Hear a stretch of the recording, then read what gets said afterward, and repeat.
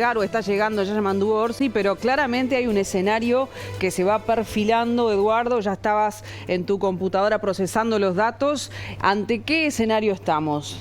Bueno, aparentemente, o sea, la única proyección de escrutinio que hay muestra claramente que se ratifica lo que veníamos viendo antes en las encuestas a lo largo del tiempo, tanto en la interna del Frente Amplio, con una distancia un poco mayor en principio de Orsi sobre Cose, y una distancia que también estaba en lo esperado de Delgado sobre Raffo, y Gandini un poquito por debajo, pero hay que esperar a que acá, sobre todo para afinar el último dato, hay que esperar el cierre de la muestra que han realizado la Usina de Percepción Ciudadana, y por otro lado lo que es ya más fino en el escrutinio, sobre todo en los porcentajes más chicos. Siempre hay que pensar que la proyección de escrutinio tiene un margen de error en torno al 1% para el total de la muestra, pero en las internas puede tener 2, 3 puntos o incluso un poquito más. Bien.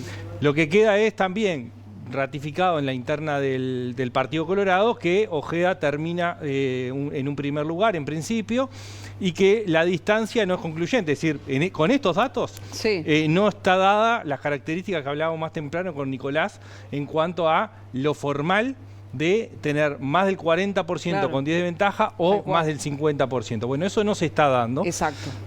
Lo que está no escrito, digamos, el acuerdo que hay es que el primero ganaba la interna, ¿no? Bueno, bien, ese es uno de los temas que se va a plantear ahora, porque además hay un triple empate en el segundo lugar en esta proyección. Totalmente. Hay que terminar de definir. Silva, de Gurméndez y de Tabaré Viera. Entonces, correcto, bueno, eso es importante también para lo que se viene en la construcción de una fórmula presidencial, ¿no? Entonces, ese es un punto en un nivel de participación bajo, ¿no? Que es uno de los puntos que hemos hablado. Bueno, a propósito de esto, has trabajado también en esto, hay plaquitas para ver, Vale me confirma de que estamos en condiciones de pedirlas, porque estábamos hablando, lo decía Oscar hace instantes, realmente una votación histórica en cuanto a la baja adhesión, o sea, superamos lo de 2014.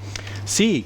Estamos en un 35,3% de participación. En principio todavía hay que afinar algunos números que no terminan de cerrar, digamos, la suma del voto por cada uno de los departamentos, pero en definitiva estamos en ese nivel de participación, el más bajo que hemos tenido desde que este sistema existe, y ahí tenemos el gráfico, muestra el 35% de participación, es decir, básicamente tenemos poco más de un tercio de las personas que participaron y casi 2 tercios que no concurrieron a votar. Este es un primer dato que lo venimos hablando ya desde hace tiempo, lo veníamos hablando previamente. Bueno, ahora también tenemos que prestar atención a esto, ¿no? Porque de alguna forma la participación hace a la legitimidad final de los resultados, no porque no sean legítimos, sino cuál es el respaldo efectivo que terminan teniendo de la ciudadanía estas candidaturas que van a ir a esta primera vuelta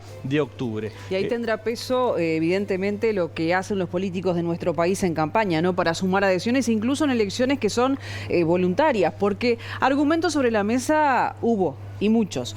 Se argumentó, no, Copa América la gente no va a votar, mucho frío, la gente no va a votar, pero ahí habría que hacer el equilibrio de realmente qué fue lo que pasó. Bueno, pero si siempre hay algo por lo cual la gente no va a votar, en realidad es que siempre pasa algo más importante que ir a votar, ¿no? O sea, porque la oferta no es atractiva. Que también perdería la trascendencia. Claro. En ese caso. Entonces, bueno, hay algo que hace que la mayoría de la gente decide no ir a votar en esta instancia.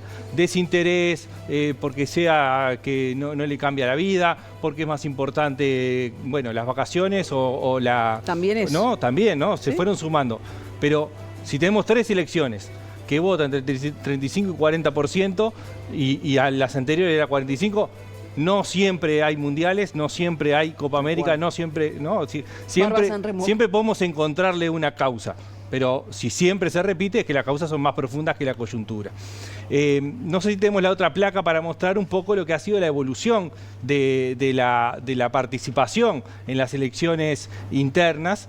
Y ahí tenemos claramente, ahora ya veníamos viendo un proceso descendente sistemático que habíamos dicho, bueno, se estabilizó o hubo un leve repunte. Bueno, ahora vuelve a estar por debajo, es decir, tenemos claramente una tendencia descendiente a la participación en las elecciones internas, ¿no? El debate si tiene que ser obligatorio o no, bueno. Eterno. sería ideal hacerlo en 2025 y no esperar el 2029 para de nuevo estar discutiendo esto. Este es un punto importante porque lo que nos pasa sistemáticamente es que financiamiento de los partidos o las reglas de las elecciones se habla en el año electoral.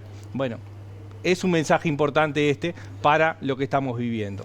Y el otro dato que tenemos procesado así muy rápidamente con los datos de la Corte Electoral es cómo fue la participación entre Montevideo y el interior. Bien. Y lo que vemos es que la participación en Montevideo fue del 33%, ¿no?